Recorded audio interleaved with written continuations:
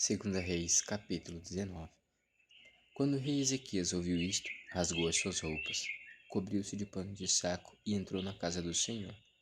Então ele mandou que Eliaquim, o responsável pelo palácio, Sebe, o escrivão, e os anciãos dos sacerdotes, todos vestidos de pano de saco, fossem falar com o profeta Isaías, filho de Amós. Eles lhe disseram: Assim diz Ezequias: Este dia é dia de angústia, de castigo e de vergonha.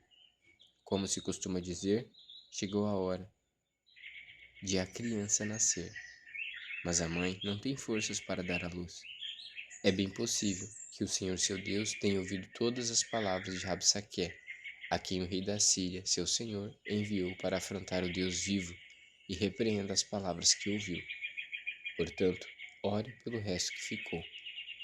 Os servos do rei Ezequias foram falar com Isaías, que lhes disse: Digam ao rei o seguinte: Assim diz o Senhor: Não tenha medo por causa das palavras que você ouviu, com as quais os seus servos do rei da Síria blasfemaram contra mim.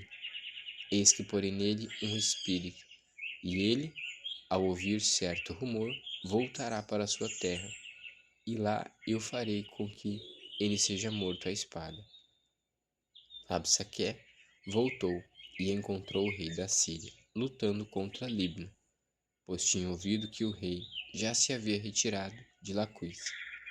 Quando o rei ouviu dizer que Tiraca, rei da Etiópia, havia saído para guerrear contra ele, mandou de novo mensageiros a Ezequias, com esta missão: Digam a Ezequias, rei de Judá, não deixe que o seu Deus, em quem você confia, o engane ao dizer: Jerusalém não será entregue nas mãos do rei da Síria.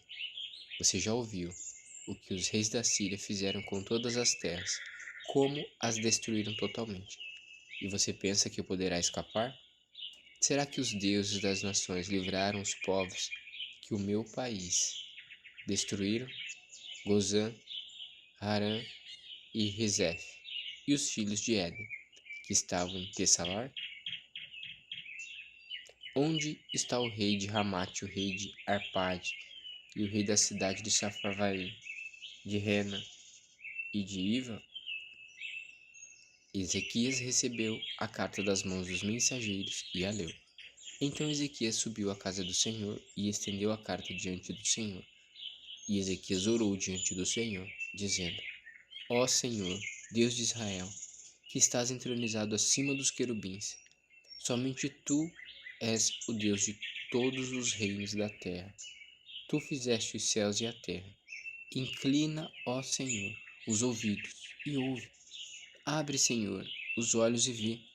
Ouve as palavras de Senaqueribe, as quais ele enviou para afrontar o Deus vivo.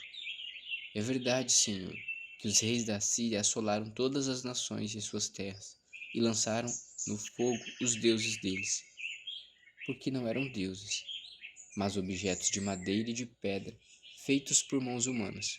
Por isso os destruíram. Agora, ó Senhor nosso Deus, livra-nos das mãos dele, para que todos os reinos da terra saibam que só tu, ó Senhor, és Deus.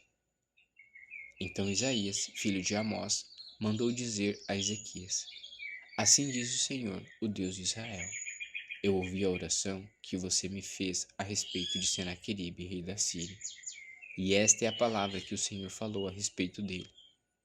A virgem, a filha de Sião, desdenha e zomba de você. A filha de Jerusalém maneia a cabeça atrás de você. A quem você afrontou e de quem blasfemou? E contra quem você levantou a voz e ergueu os olhos com arrogância? Contra o Santo de Israel.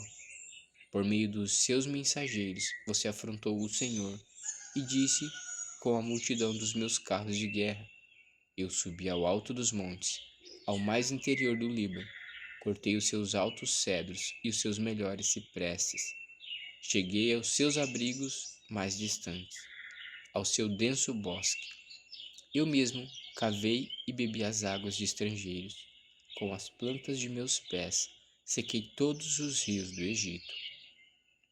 Por acaso você não ouviu que há muito tempo eu, o Senhor, determinei estas coisas e que já desde os dias remotos as tinha planejado? agora eu as faço acontecer. Eu quis que você reduzisse a montões de ruínas as cidades fortificadas. Por isso, os seus moradores, debilitados, andaram cheios de temor e envergonhados. Tornaram-se como a erva do campo, a erva verde, o capim dos telhados e o cereal queimado antes de amadurecer. Mas eu sei onde você está. Conheço o seu sair e o seu entrar, e o seu furor contra mim. Por causa do seu furor contra mim, e porque a sua arrogância subiu até os meus ouvidos, eis que porei o meu anzol no seu nariz e o meu freio na sua boca, e farei você voltar pelo caminho por onde veio. E isto será o sinal para você, rei Ezequias. Neste ano se comerá o que nascer espontaneamente, e no segundo ano, o que daí proceder. Mas no terceiro ano, semeiem e colham, plantem vinhas e comam seus frutos. Aqueles da casa de Judá que escaparam e ficaram como remanescente, tornarão a lançar raízes e dar frutos. Porque de Jerusalém sairá o remanescente, e do monte Sião o que escapou. O zelo do Senhor fará isto. Portanto, assim diz o Senhor a respeito do rei da Síria: ele não entrará nesta cidade, nem lançará nela flecha alguma, não virá diante dela com escudo, nem construirá rampas de ataque contra ela. Pelo caminho por onde vier, por esse voltará, mas nesta cidade não entrará, diz o Senhor. Porque eu defenderei esta cidade para a livrar, por amor de mim e por amor de meu servo Davi. Naquela mesma noite, o anjo do Senhor saiu e matou 185.000 homens no arraial dos sírios. De manhã, quando os restantes se levantaram, lá estavam todos aqueles cadáveres. Então Senaqueribe, rei da Síria, levantou acampamento, foi embora, voltou para Nínive e por lá ficou. Certo dia, quando ele estava adorando no templo de seu deus Nisroque, os seus filhos Adrameleque e Cerezer o mataram à espada. Depois fugiram para a terra de Ararat, e Esar-Hadon, filho de Senaqueribe, reinou em seu lugar.